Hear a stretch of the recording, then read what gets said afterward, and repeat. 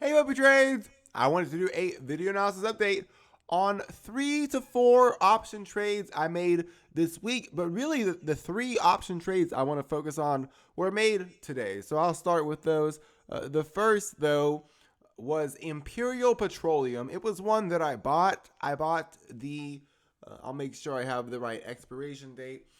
I bought the one strike call in November. I bought this expiring 7/19/2024, and I bought it for about $80 per contract. And so when I bought it, Imperial Petroleum was at 1.68. So let's just think about the Greeks for a little bit. Back in November, I bought the one strike call. It expired in about 9 months, and I bought it for $80 when the stock, the underlying, was at 1.68. That means that $68 of the one strike call when I bought it was intrinsic value. And the rest of it, only $12 per contract, was time value. So today, the first trade I made was I sold that, and I sold it when Imperial Petroleum was at 3.10. And so I sold this contract for 2.10 or $210 per contract when Imperial Petroleum was at 3.10. So let's just talk about options and Greeks for a little bit. You'll notice that I sold this contract for the exact intrinsic value. What's that mean? Well, it was the one strike call, and Imperial Petroleum was at $3.10 per share. So that means the contract was $2.10 in the money, and I sold them for $210 per contract. So that's just to illustrate intrinsic value. I only paid $12 worth of time value when I bought the contract.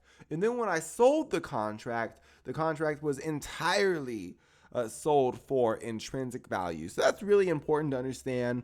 It's a concept that's important with options trading. Always knowing what portion of the options being sold are intrinsic value versus time value. So what would be an example of why that's important to know the other way? Well, some other ETFs, here's an example.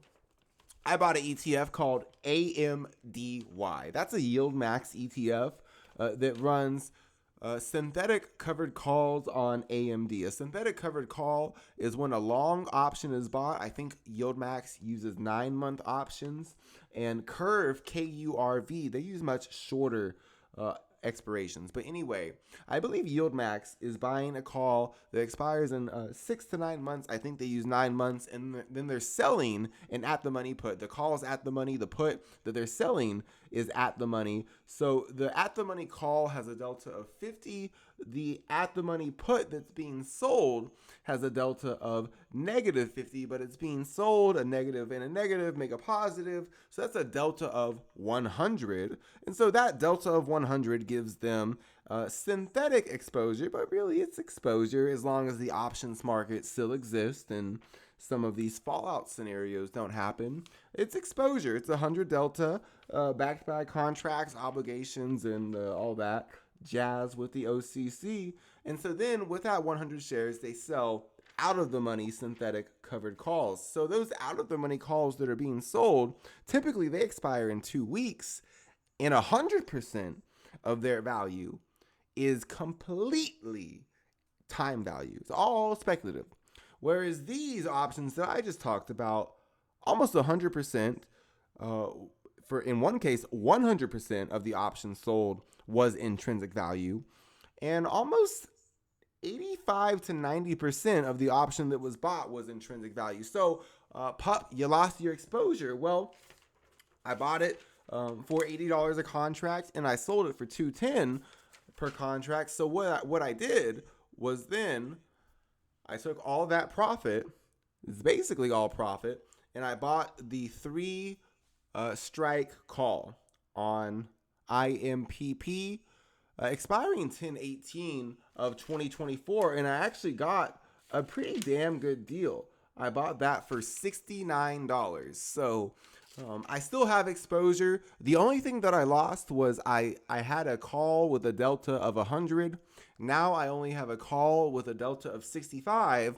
And of course, this option only has $9 in intrinsic value. It expires 3 months later, but I did give up $2 in intrinsic value. But I still have exposure to IMPP, and Imperial Petroleum is also an important sector because I'm exposed to oil prices. I'm exposed to rising oil prices, and that was actually part of my big thought process buying this when things were happening with the Houthis and the Red Sea, and you guys know what I'm talking about, causing, and this company, by the way, focuses on transporting oil. We can read it, but I believe that they're based out of the Red Sea, Athens, Greece. Imperial Petroleum is a ship-owning company providing petroleum product and crude oil seaborne transportation services based in Athens, Greece. So very profitable from the return on equity, assets, and profit margin perspective. Great interest coverage. 46% institutional shareholders for a foreign stock. It's hard to judge institutional shareholders because it's a less investable market. Looking at these price to book ratios, especially for a small cap foreign stock, very cheap, 0.32 price to sales, 0.15 book value. Someone even said on the stock Twits board, this company's trading less for its cash value. I'm not sure if that's true. But I'm still interested. I don't want to just give up exposure. And so this is an oil play. And so I showed how I basically rolled that in the money option. I took profits on it, but I also maintained a good amount of exposure, and I kind of reset my gamma. So if IMPP gets going again towards 6 or towards 7, I'm still going to make a good amount of money. And more indirectly, I'll let you guys know, I think IMPP and these foreign transporting oil stocks were leading indicators. I think now we're going to see the rest of the oil sector, catch up.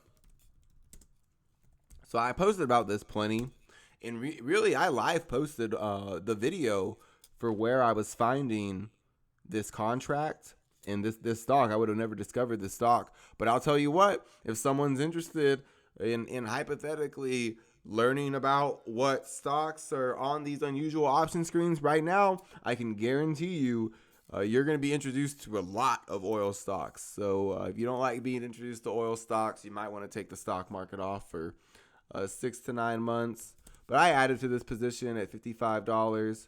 I added 50%, and it kept going up a little bit. So I do still have exposure to IMPP, and I have more exposure than I did originally to oil. So I want to make sure that's clear. I still have exposure to IMPP. I didn't sell everything on oil, but I did take a pretty significant gain.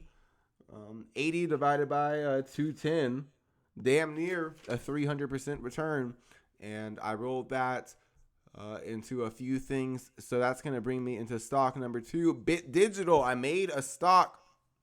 And really, I want to get back into, just real quick, I've talked too much, way too much for an influencer or someone on FinTwit talking about the stock market to compete with some of these people like Game of Trades and Alpha Charts and Wifey Alpha and all these people who, you know, they tweet about the sexy stuff. Well, oil's not really sexy right now. I'm competing with people who tweet about sex appeal, and I'm losing lots of my followers because oil is not very sexy. But you'll see once oil gets back above, once Devon Energy's back above 79, once XO, what was the XES that was the other one recently. The entire oil sector is not sexy now. It's gonna be sexy in the future. So, you know, zero hedge, holler at me. You know, and a lot of these bears, they're bullish the commodities, but someone ingrained them with the most evil religion in the world. And the most evil religion in the world is this religion that exists, that gold and silver and oil going up over time is bearish for equities. That means you should short them, and it's just like, ugh. Yes, during the periods of time, the brief multi-month, multi-quarter periods of time, gold, silver, and oil do seem like they're going up against the current of equities. But that's just an illusion. What's the truth? The truth is that since 1970, ever since the gold standard was removed, the average return for gold is 8%. The average annual return for the stock market is 2%. Bang. That's the Feds. I mean, that's it. The stock market, equities, and growth. If you value, and we can do this right now, if you value the Dow Jones in the price of gold, let's just look at this. Yeah, there were some dividends, I'm sure. I probably just smashed the Dow Jones. No biggie. No biggie. I smashed the Dow Jones. Not a big deal. My followers are used to that. It's not even a big deal when I smash the Dow Jones. But what I can do is I can go over here, compare. Let's look at the Dow Jones. And this is what people got to understand. This is where there are people, there are doctors, they're aortic surgeons, they're doing all this stuff, they're running the world, but look at this, they don't understand. The stock market has only gone up, the Dow Jones at least. You know, all those tech stocks, yeah, all those risky tech stocks, yes, they've outperformed gold. But the Dow Jones, the backbone, the industrial average of our economy, bang, right there. Gold and the Dow Jones, they're like those two lovers, man. They can get far away, but they always come back to each other.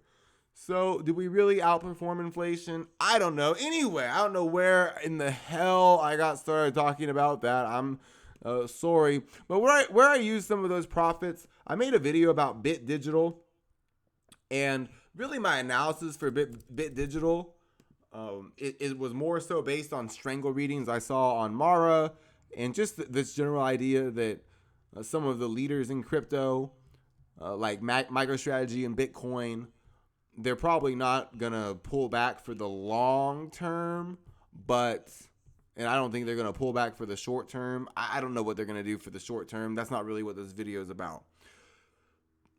Bitcoin's ran the hell off. Woo! Way up here. Okay? Ethereum is about to be right behind it. All of these companies that mine them, Riot, Cypher Mining, Wolf, WULF, and then MicroStrategy was also with Bitcoin in this category. Correlation is not good to rely on in a commodity sector. It can be very helpful for speculative Elliott wave voodoo theorists like me. And so that's what I'll say is Marathon Patent Group. I saw it on the strangle screen. Riot. I think that these are getting ready to go. And I've also seen Cypher Mining recently. Cypher Mining. They've taken some really interesting positions on this.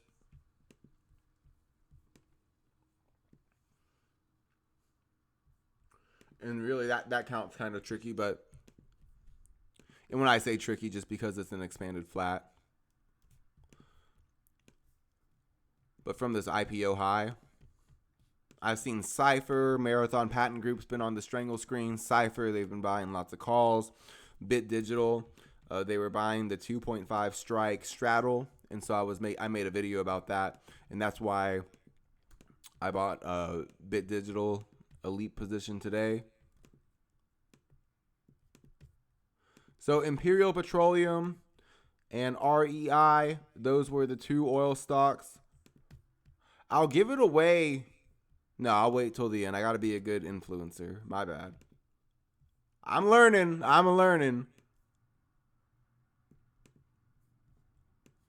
was almost dumb enough to give away my secret ETF. One of them, I was almost dumb enough to give away one of my secret ETFs that has not gone down at all on these red days because it has hedging built within it.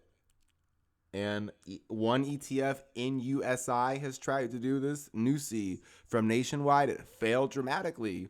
This ETF from Morgan Stanley doing a much better job, and it's really hard to argue with the results. I may not even need to hedge with options. Anyway, because of how diversified these portfolio ETFs are getting, this arms race that YieldMax and JP Morgan started. There's a lot of horrible things about late stage capitalism, but the ETFs are great. That's probably going to be in an Orwell book soon. Yeah, this is too wide, but cipher mining,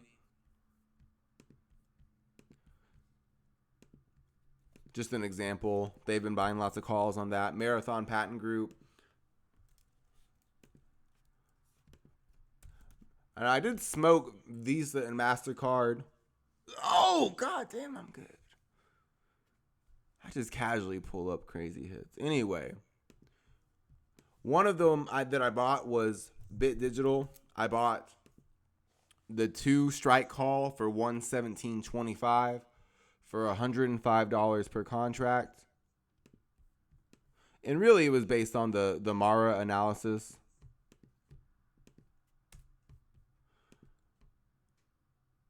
I made a video about this, so the thumbnail got a little wacky.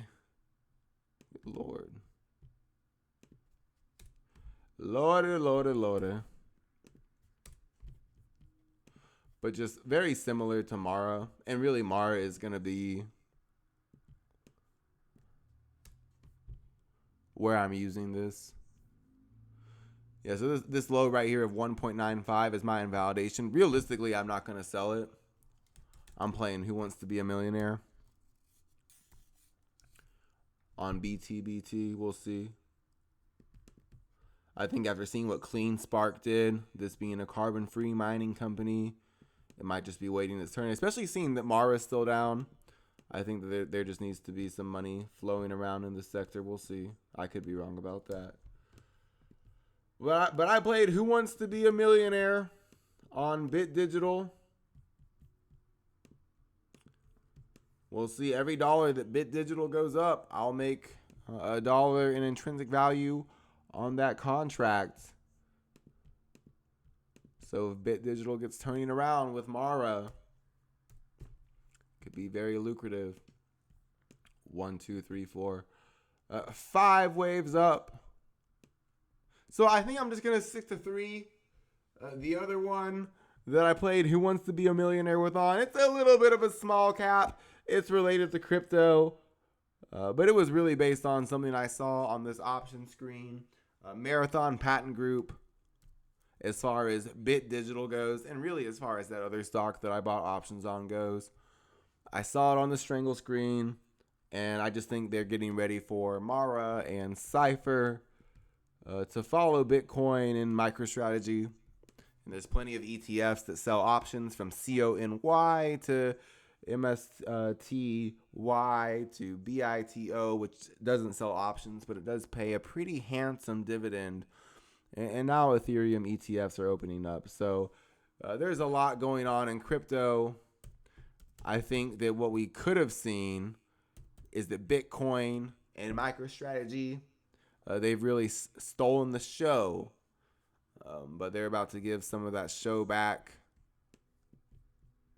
to some pretty interesting members of Central Casting.